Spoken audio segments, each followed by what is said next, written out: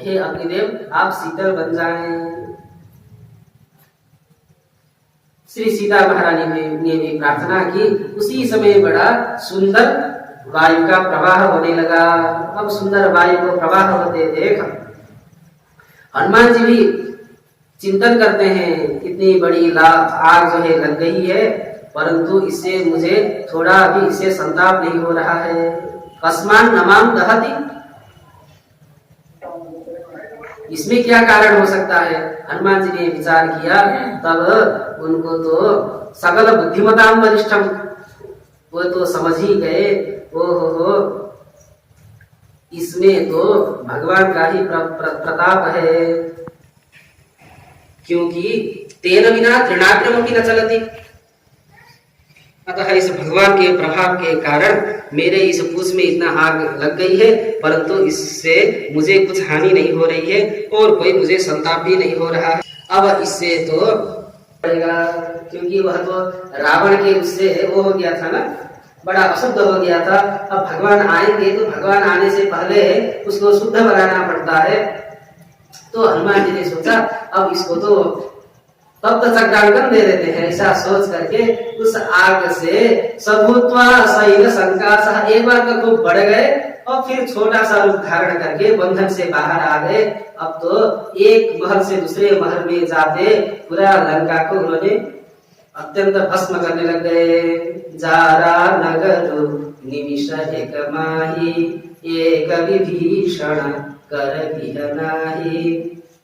विभीषण जी का घर को, विभीषण के घर को छोड़ करके सभी लंका में उन्होंने आग लगा दी। वर्जयित्वा महातेजा विभीषण गृहं प्रति।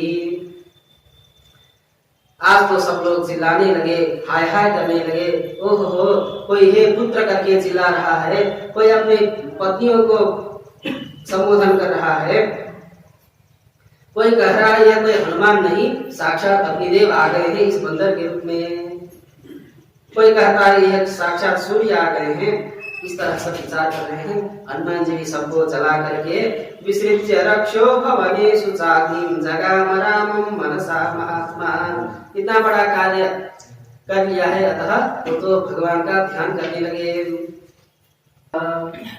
ऐसे लंका को जला करके गए समुद्र में जा करके अपनी पूंछ को डुबा दिया और अग्नि को शांत कर दी। उलटी पलटी सिंधु मचारी,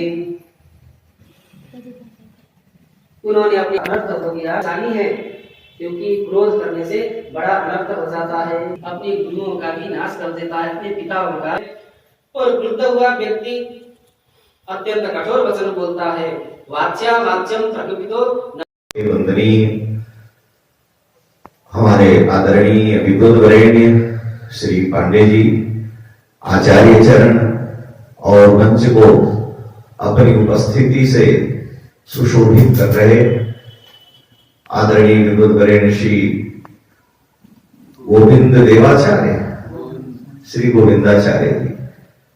हमने मेरे पास भी निमंत्रण लिया था, मैं था नहीं, और जब मैंने ये देखा कि गोविंद जी कथा कह रहे हैं तो मेरे मन में बड़ी प्रसन्नता हुई कि एक प्रामाणिक वक्ता अगर बोलता है तो वहां अवश्य ही श्रवण करना चाहिए। जिसने परंपरागत शास्त्रों का अध्ययन किया, उन चरणों में बैठ करके जिसने सम्यक शास्त्रों का अध्ययन किया, उसकी वाणी कभी असत प्रलाप नहीं कर सकती है। ऐसी दशा में भले ही श्रोता कम हो, लेकिन ठाकुर जी से विलक्षण श्रोता कौन हो सकता है। नदे बाग गीता काव्य काचिदत्र भविष्यति, भगवान ब्रह्माश्री वाल्मीकि महर्षि को कह रहे हैं। हम लोग शास्त्र का आश्रय लेते हैं, भगवान के शास्त्र नेत्र हैं, श्रुति उनके वाक्य हैं, और शास्त्रीय मर्यादा के अनुसार वही चल सकता है जिसका जीवन शास्त्र के अनुकूल हो। महर्षि वाल्मीकि जिज्ञासा करते हैं तो उन्होंने पूछा नारद जी से कि चारित्रेण च युक्ता। हे नारद जी महाराज, यह बतलाइए कि इस समय पृथ्वी पर चरित्र से कौन संपन्न है। चारित्रेण इत्यस्य सदाचारेण को युक्ता। इस समय सदाचार से कौन संपन्न है। आचारहीनम न पुनन्ति वेदाः। जो सदाचार से रहित है, वेद भगवान उसे पवित्र नहीं कर सकते। तो जिसका जीवन सदाचार्य में है, आचार्य परमो धर्म, जिसने जीवन में आचार्यों की, गुरुजनों की महती कृपा करुणा प्राप्त की है, ऐसे सदाचार संपन्न व्यक्ति में ही सद विद्या का प्रकाश होता है। विद्या हवि ब्राह्मण माज गामो। मनु महाराज लिख रहे हैं, गोपायमान से वधिष्ठे हमस्मि असूय कायान ऋजवेयताय मामाम दुर्याद वीरवती तथा श्याम। तो भगवती ब्रह्म विद्या सत्पात्र में ही वीर्यवती होती है, वो शक्तिवती होती है, अपने तेज का प्रकाशन करती है। तो गोविंद जी इस समय समर्थ हैं, और काशी में रह करके, यहां भी रह करके हम इनकी अनुपस्थिति में भी लोगों के बीच में चर्चा करते हैं। और पांडे जी तो विद्यमान है कि आप ब्राह्मण श्रीमद वाल्मीकि रामायण को छोड़ दीजिए, व्याकरण के एक सशक्त हस्ताक्षर के रूप में है, मैं ये स्वीकार करता हूं। तो उसके अनुसार शास्त्रों का आलोडन विलोडन, क्योंकि व्याकरण मुख है और जिसे उसका ही बोध नहीं है व्याकरण का, उसकी वाणी असत प्रलाप कर सकती है। तो आप एक बड़े कुशल शास्त्रज्ञ हैं और परंपरागत श्रीमद रामायण का आप गायन, श्रीमद रामायण राम कथा को सुना रहे हैं, ये महत् सौभाग्य।